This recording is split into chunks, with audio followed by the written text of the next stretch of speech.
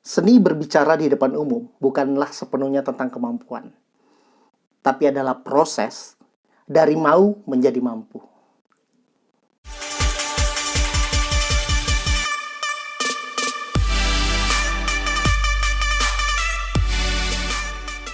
Pembahasan kali ini yang ingin aku sharing ke teman-teman, ini lebih spesifik tentang aku coba flashback ke masa kecil, di mana aku ingin membuktikan bahwa ternyata seni berbicara di depan umum itu adalah sebuah kemauan yang bisa ngebentuk sebuah kemampuan.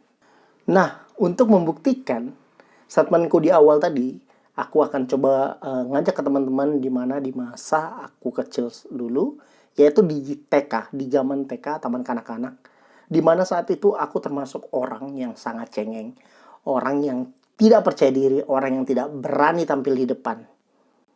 Bahkan yang lebih menyedihkan adalah di saat hari pertama aku masuk TK, itu aku diantarkan sampai depan kelas, bahkan masuk ke kelas untuk cari tempat duduk. Aku ditemenin oleh ibuku atau mamaku.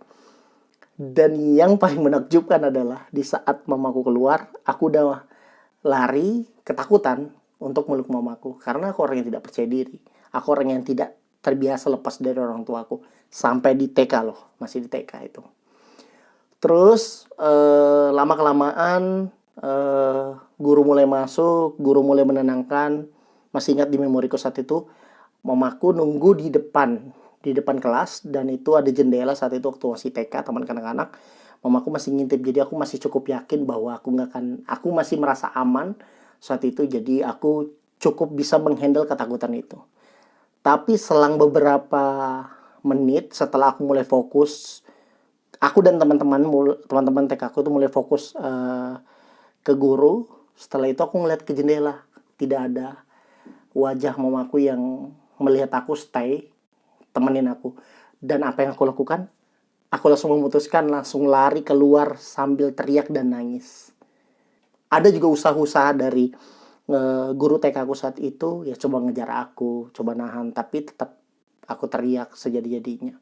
Bahkan sampai ada salah satu orang tua murid dari temanku yang bilang, mau di pasar, bentar nanti aku panggilkan, gak usah nangis. Dan di sini juga aku ingin buktikan bahwa berbicara di depan itu bisa dilatih, berangkat dari mau menjadi mampu.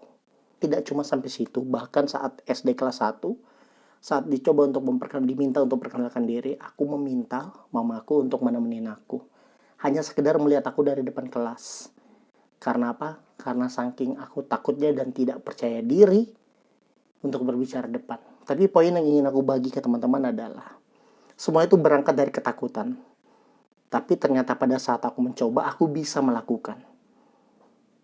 Itu yang terjadi pada kita. Terkadang kita membatasi dan membuat hambatan-hambatan pada diri kita. Kita merasa tidak bisa, kita merasa takut, kita takut ditertawakan, kita malu saat orang mendengarkan. Padahal semua orang tidak melulu memperhatikan kita mungkin. Dan mungkin juga sebagian orang tidak peduli apa yang sedang kita lakukan. Tapi yang ingin aku bagikan ke teman-teman, bahwa kemampuan itu bisa dibentuk dari sebuah kemauan. Maka tidak ada alasan bagi teman-teman tidak bisa berbicara depan umum. Karena problem kita bukanlah berbicara, tapi tentang poin di depan umumnya. Seperti itu. Dari kisah yang aku coba bagikan tadi, poin yang ingin aku garis bawahi adalah, kita harus memiliki keinginan yang lebih besar. Meskipun keinginan itu dibentuk dari keadaan yang memaksa kita. Tapi di saat itu aku tidak bisa menghandle ketakutanku. Sampai detik ini pun aku yakin aku tidak akan mungkin berani berbicara depan. Tapi seiring berjalannya waktu, kesadaran dan kebutuhan untuk tampil di depan, berani mencoba, itulah poin yang ingin aku bagi ke teman-teman semua. Bahkan untuk mencapai mampu emang butuh waktu.